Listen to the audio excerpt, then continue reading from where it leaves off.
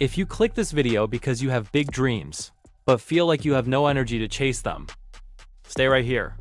Your brain is running a marathon while your body is stuck on the couch. And no, you're not lazy. You are not lazy, you are not unmotivated.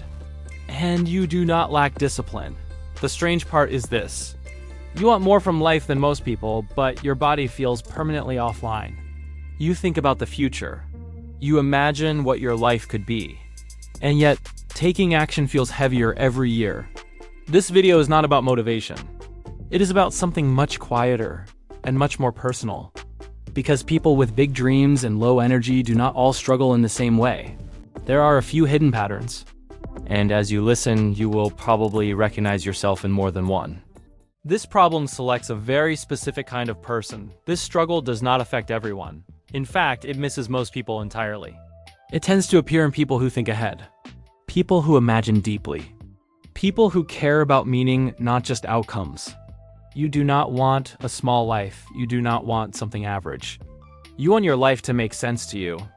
And that difference matters.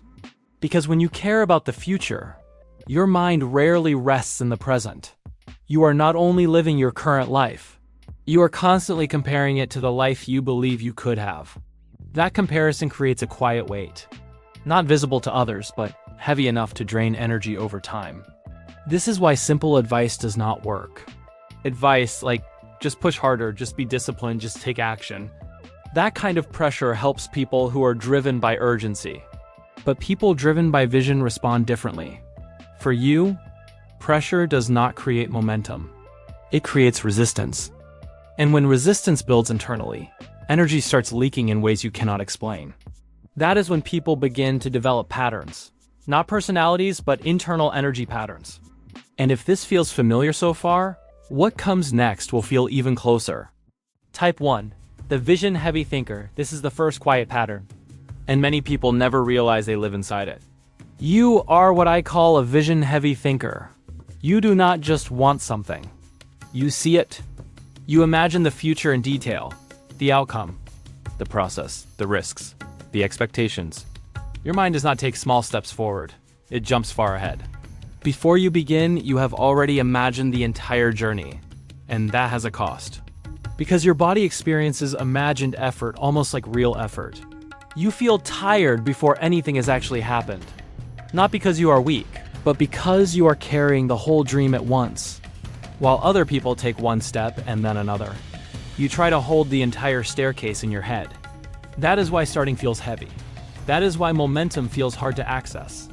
You are not afraid of effort. You are overwhelmed by scope. And if you recognized yourself in this pattern, do not label it yet.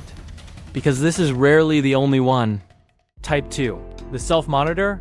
This is the second pattern. And for many people, this one runs quietly in the background. You are constantly watching yourself. You check your progress. You measure your effort. You ask yourself if you are doing enough. Not once in a while, but all the time. Your mind is always asking questions like, am I behind? Am I wasting time? Am I moving fast enough? And even when you are resting, part of you is still evaluating. This creates a strange split. One part of you wants to move forward. Another part is standing over your shoulder, observing, judging, monitoring. So instead of acting freely, you act under supervision. That supervision drains energy. Because your mind is not supporting you. It is auditing you. And when every action feels like it is being evaluated, your system tightens instead of flowing. You do not feel safe to move imperfectly. You feel pressure to move correctly. That is why simple tasks feel heavier than they should. That is why starting feels mentally expensive. And if this pattern feels familiar, notice how easily it combines with the first one. Seeing far ahead while constantly monitoring yourself is exhausting in a very specific way. And there is still another layer many people miss. Type 3. The meaning-driven striver. This is the third pattern. And this one often feels confusing, even to the person living it. You do not just want progress. You want the right kind of progress. You want what you are building to feel aligned with who you are. If something feels empty, forced, or disconnected from your values, your energy shuts down. Not because you do not care, but because you care deeply. You cannot move towards something that does not feel meaningful to you. So while other people can push through tasks that feel pointless, your system resists. It waits. It waits for clarity. It waits for resonance. It waits for a sense of this matters. And until that appears, action feels heavy or impossible. This is why people misunderstand you. They think you lack drive. They think you are being selective. They think you are overthinking. What they do not see is that your motivation is tied to meaning, not pressure. And when meaning is unclear, your system refuses to engage. If this feels familiar, notice how it layers with the other patterns. Seeing far ahead, monitoring yourself constantly, and needing deep alignment creates a kind of exhaustion that is invisible from the outside. And there's still one more pattern that quietly amplifies all of them.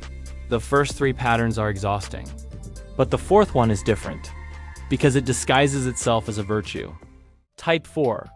The internal pressure builder, this is the fourth pattern. And it often feels like strength from the outside. You hold yourself to high standards. You expect a lot from yourself. And you rarely feel satisfied with where you are. Even when you make progress, your mind immediately moves the goalpost. There's always more to do. Always something you should have done better. Always a sense of not quite enough. So you do not really rest, you pause. But you pause with tension. Your body may stop, but your mind stays alert. You feel guilty when you slow down. You feel behind when you stop. You feel uneasy when you are not producing. This creates constant internal pressure. Not loud pressure, quiet pressure. The kind that never turns off. And over time, that pressure becomes exhausting. Because your system never receives the signal that it is safe to relax. If this pattern feels familiar, notice something important. It does not exist on its own. It amplifies the others. High standards layered on vision, self-monitoring, and the need for meaning can drain energy faster than any external workload. And if you are starting to recognize yourself in more than one of these patterns, that is not an accident. By the way, because a lot of people ask what to do next, I left something pinned in the comments. It's a short guide I put together for people who feel exactly like this. People with big dreams and a tired system. Now let me finish this thought. What this does over time here is the part most people never hear. When these patterns go unnoticed, they do not just drain your energy, they quietly reshape your life, not in dramatic ways. Not all at once, but slowly. You start delaying decisions, you take fewer risks. You choose options that feel safer, even when they feel smaller. Your dreams do not disappear, they stay alive in the background. But your trust in yourself begins to fade. You stop believing that you can move consistently. You stop believing that effort will feel sustainable. So you wait. You wait for more energy. You wait for clarity. You wait for the right moment. And while you wait, time keeps moving. This is not failure. It is something quieter. You do not quit your dreams. You slowly stop trusting yourself with them. And that is the real cost of carrying big dreams with low energy.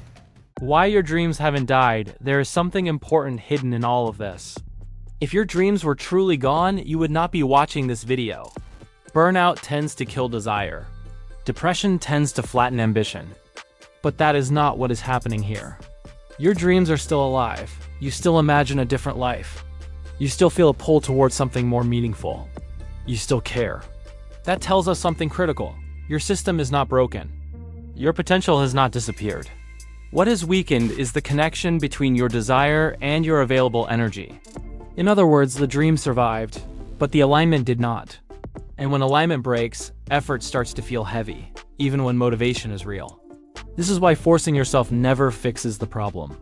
Force only deepens the disconnect. Understanding this is not the solution yet, but it is the first moment of relief, because it reframes the struggle.